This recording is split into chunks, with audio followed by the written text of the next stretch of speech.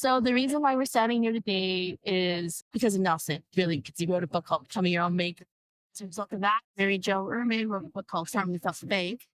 This guy here, Reid, decides that he is going to buy that book. And I'm not sure what prompted you to get that book. Where were you at in your head that made you want to get the book? Well, we had just got into agriculture, and the expense of everything that is needed to grow in the agriculture business was, I didn't know how it would happen a conventional way. I've always known there's got to be a better way than investing. And so I heard a thing on a podcast and I was like, get the book, figuring it out. So you initiated this and then you got Lacy involved. Yes. At first, Lacy, how did Reid bring it up to you? Simply just like that. Like, can you find this book on the internet? Order it for me. I want to read it. He read it first and then asked me if I would read it with an open mind because I am a skeptic, probably. I'm more reserved. And so read it and then still was skeptical of the whole thing. The words were, this is a scam. Yeah. Totally thought it was a scam. But once I opened my mind to learn more and just listen with an open mind and then make a decision is when it really resonated with me. And then it kind of just has evolved from there. So what specifically, now that you're both obviously on the same page with this, what could you tell those that are kind of just sitting on the other side in the agricultural business or thinking about starting it? What message would you like to have them encourage them to read the book? What is it going to do for them by doing it? Well, you got nothing to lose. Like, it's a $25 book that I could read in It's inflation. a couple. Inflation, it's 35. Okay, it's Yeah.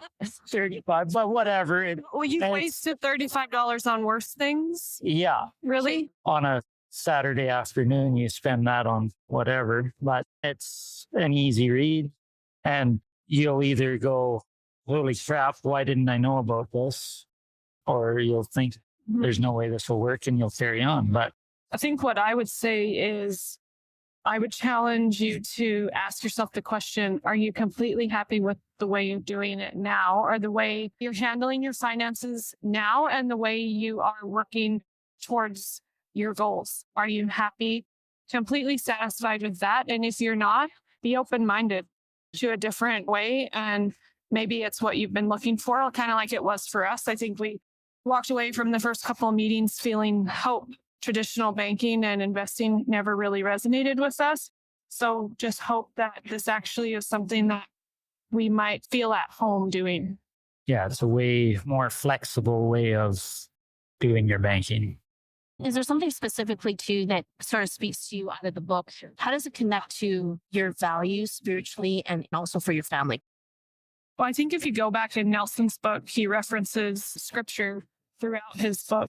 One thing is being a good steward of what God has given us, doing good with the little so that he can trust you with more. And it also talks about generational wealth. So setting up those next generations to not have the struggles that we've had is kind of where it resonates with me spiritually on the financial realm of things. And being a slave to the lender is the other. It actually does say that right in scripture. That's the other big one where if you can be using your own bank, you're not a slave to the lender anymore, which is a huge thing. Yeah. And I think like just the piece that we're doing something for our kids that they can't yet do for themselves. We can start it. We can teach them how to carry it on.